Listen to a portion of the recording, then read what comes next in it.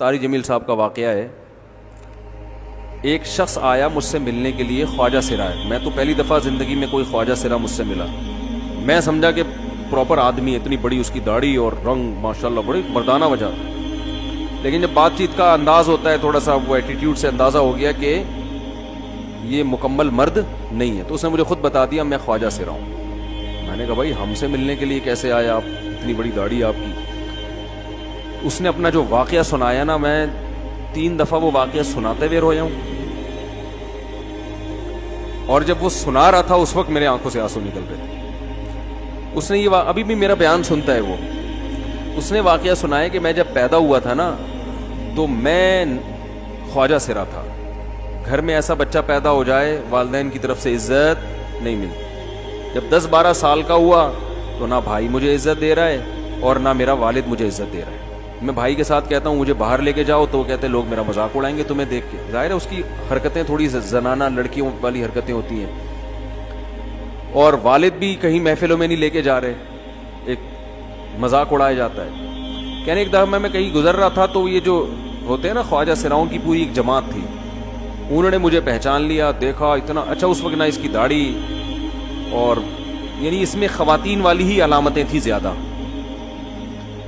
تو انہوں نے مجھے کہہ رہے اتنی عزت دی، کھانا کھلایا اور اپنے گرو کے پاس لے کر گئے. اور گرو نے کہا کہ تم ہمارے ایجنٹ بن جاؤ، ہم تمہیں پھر اب ڈانس ماس کروائیں گے، آدھے تمہارے آدھے ہمارے، جو بھی اس کا سیٹ. کہہ رہے مجھے پہلی دفعہ کہیں عزت ملی.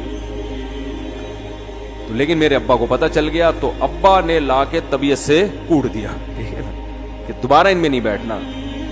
ٹھیک ہے ہم نے توبہ کر لی بھائی، یہ برے لوگ ہیں، ڈانس ماس اچھی چیز نہیں ہے. ٹھیک ہے.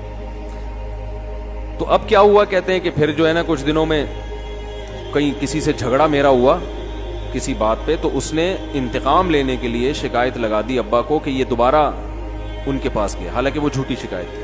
اب ابا کو لگا کہ یہ صحیح کہہ رہا ہے جس نے شکایت لگائی ہے، کیونکہ شبہ تو تھا نا ابا کو دوبارہ جائے گا. ابا نے پھر مارا. کہہ رہے ابھی میں بول رہا ہوں کہ میں نے یہ کام نہیں کیا، میں نہیں جا رہا ان کے پاس، میں نہ ناچ گانا سیکھ رہا ہوں، کچھ بھی نہیں.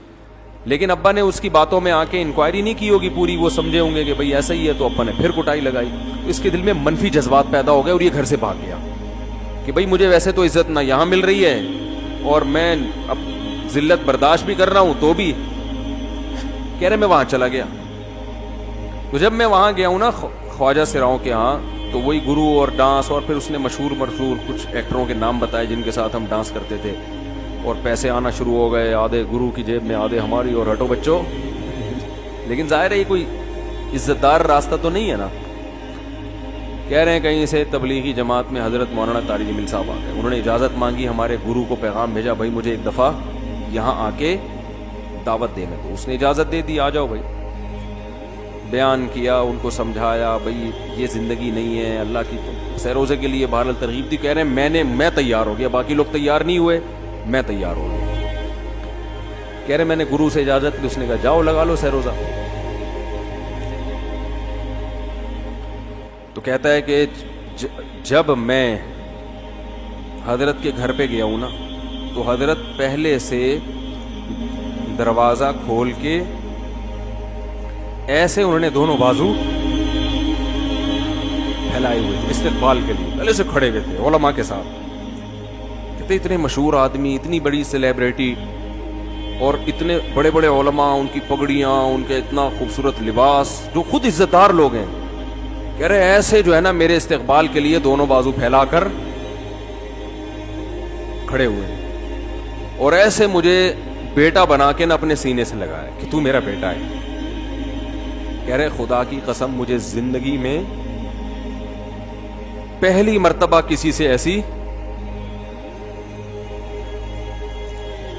ایسی عزت ملی مجھے کسی سے. اور اس عزت دینے میں مولانا کا کوئی مفاد، بولو بھائی، کچھ بھی، بلکہ ذلت ہوگی نا. لوگ کہتے ہیں خواجہ سرا کو بیٹا بنایا ہوا، اور اس وقت تو اس میں بیچارے میں کچھ زنانہ سی علامتیں بھی تھیں. تو خواجہ سرا کو کیا دے رہے ہیں؟ عزت دے رہے ہیں. کیا کسی تاجر پہ محنت کرو تو تھوڑا چندہ دے دے گا مدرسے کو، ایسا ہی ہے نا. اور کسی افسر پہ محنت کرو تو تعلقات کیا ہو جائیں گے جب وہ دین پر آئے گا. تو اس سے کیا فائدہ؟ تو باپ ایسے ان لوگوں کو ریجیکٹ کر دیتے ہیں. بھائی اپنانے سے کہہ رہے مجھے یہ اپنا رہے ہیں، ایسے سینے سے لگایا انہوں نے، اور مجھے سہروزے کی جماعت میں اپنے ساتھ لے کر گئے، کھلاتے تھے، بڑا خیال رکھوایا میرا۔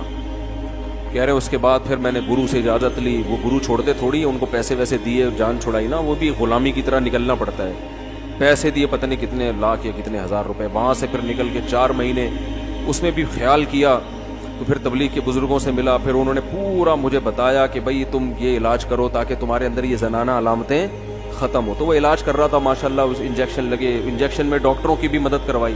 یہ ایسی این جی او ہے میرے بھائی جس کو کوئی بھی این جی او نہیں کہتا، نہ ان کے کوئی اشتہار آ رہے ہیں، کتنے لاکھوں لوگوں کو اس طرح سے یہ لے کر بھی آئے اور ان کے مسائل بھی حل کیے، مگر نہ کوئی ویڈیو بن رہی ہے، نہ کوئی اشتہار آ رہا ہے۔ یہ تو اس نے خود مجھے بتا دیا نا، اور اس نے کہا ایسے سینکڑوں لوگوں کے ساتھ ہوا ہے۔ تو اس کی ماشاءاللہ اب داڑھی نکل گئی، اس نے کہا آہستہ آہستہ میں اللہ سے امید ہے کہ مکمل مرد بن جاؤں گا۔ تو یہ ہے وہ دعوت جس میں آپ کا کوئی مفاد، بولو